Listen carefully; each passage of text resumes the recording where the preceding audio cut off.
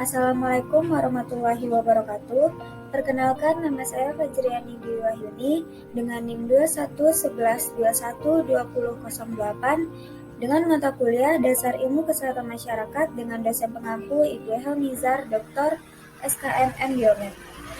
Baiklah, pada kesempatan kali ini saya akan menjelaskan tentang peran SKM dalam mencegah masalah kekurangan gizi dan kontribusi dalam pembangunan. Terlebih dahulu, kita harus tahu definisi sehat dan kesehatan masyarakat. Sehat adalah keadaan tidak sakit, baik secara fisik, mental, spiritual, yang memungkinkan setiap orang untuk hidup produktif secara sosial dan ekonomis. Sementara kesehatan masyarakat adalah aplikasi keterpaduan antara ilmu kedokteran, sanitasi, dan ilmu sosial dalam mencegah penyakit yang terjadi di masyarakat. Selanjutnya itu ada tujuan khusus dari Kesmas. Ada 3 tujuan khusus Kesmas. Yang pertama, meningkatkan individu, keluarga, kelompok, dan masyarakat dalam pemahaman tentang pengertian sehat dan sakit. Yang kedua yaitu meningkatkan kemampuan individu, keluarga, kelompok, dan masyarakat dalam mengatasi masalah kesehatan. Yang terakhir yaitu tertangani atau terlayani kelompok keluarga rawan, kelompok khusus, dan kasus yang memerlukan penanganan tindak lanjut dan pelayanan kesehatan. Nah, selanjutnya saya akan membahas tentang gizi. Apa itu gizi? Gizi adalah persediaan bahan-bahan atau makanan yang dibutuhkan organisme maupun sel-sel untuk bertahan hidup.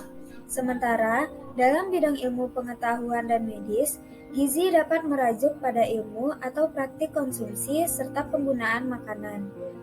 Tak hanya tentang metabolisme, gizi pun berbicara mengenai bagaimana penyakit yang dapat dicegah atau diminimalkan dengan makanan yang sehat. Selanjutnya yaitu masalah kekurangan gizi. Kekurangan gizi atau malnutrisi merupakan gangguan kesehatan serius yang terjadi ketika tubuh tidak mendapat asupan nutrisi yang cukup. Padahal, nutrisi dibutuhkan oleh tubuh untuk dapat menjalankan fungsinya dengan baik. Kekurangan gizi dapat terjadi ketika tidak menjalani pola makan yang sehat. Selain itu, kekurangan gizi bisa juga disebabkan oleh kondisi kesehatan yang membuat tubuh tidak bisa menyerap nutrisi dari makanan dengan baik, atau membuat kita tidak nafsu makan. Di sini saya akan menjelaskan 3 masalah gizi. Yang pertama yaitu stunting atau pendek. Stunting adalah permasalahan gizi kronis yang disebabkan oleh kurangnya asupan gizi dalam rentang waktu yang cukup lama. Umumnya, hal ini terjadi karena asupan makan yang tidak sesuai dengan kebutuhan gizi. Permasalahan stunting ini terjadi mulai dari dalam kandungan dan baru akan terlihat ketika anak sudah menginjak usia 2 tahun. Selanjutnya itu ada wasting atau kurus. Wasting adalah kondisi ketika berat badan anak menurun, sangat kurang, atau bahkan berada di bawah rentang normal. Anak yang mengalami kondisi ini juga kerap merasa sangat lemas yang membuat sulit untuk beraktivitas normal seperti anak pada usianya. Selanjutnya itu ada overweight atau obesitas. Obesitas adalah kondisi kronis akibat penumpukan lemak dalam tubuh yang sangat tinggi.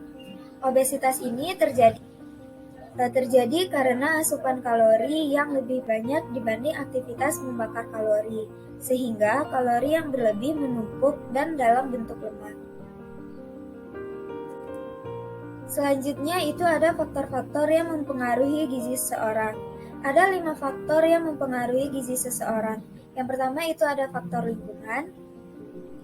Yang kedua itu ada faktor sosial budaya. Yang ketiga ada faktor ekonomi. Yang keempat ada faktor biologis atau genetika. Dan yang terakhir itu ada faktor religi. Nah, selanjutnya ada peran SKM dalam mencegah kekurangan gizi. Sebelumnya kita harus tahu apa itu SKM. Sarjana Kesehatan Masyarakat atau SKM adalah tenaga pengelola program kesehatan yang diarahkan untuk memecahkan masalah kesehatan masyarakat dengan pendekatan multidisipliner. Ada 6 peran SKM dalam mencegah kekurangan gizi. Yang pertama, melakukan sosialisasi kepada masyarakat. Yang kedua, melakukan suatu kegiatan yang bertujuan untuk mengecek status gizi. Yang ketiga, memberikan saran kepada masyarakat yang mengalami kekurangan gizi. Selanjutnya, memberikan penyuluhan kepada ibu hamil untuk selalu perbanyak mengonsumsi makanan bergizi. Yang kelima yaitu merencanakan, serta mengimplementasikan program penanggulangan masalah gizi. Yang terakhir yaitu dapat menjadi perancang program yang bersifat terpadu. Selanjutnya yaitu kontribusi dalam pembangunan gizi. Ada 5 kontribusi dalam pembangunan gizi. Yang pertama, mengatasi beban masalah gizi ganda. Yang kedua, membangun bukti untuk pengambilan keputusan terkait gizi. Yang ketiga, memperkuat kapasitas dan intervensi gizi di tingkat daerah.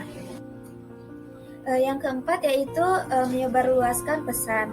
Yang terakhir, memperluas upaya multisektoral. Hanya sekian materi yang dapat saya sampaikan pada kali ini. Terlebih dan terkurangnya saya mohon maaf. Saya tutup dengan Assalamualaikum warahmatullahi wabarakatuh.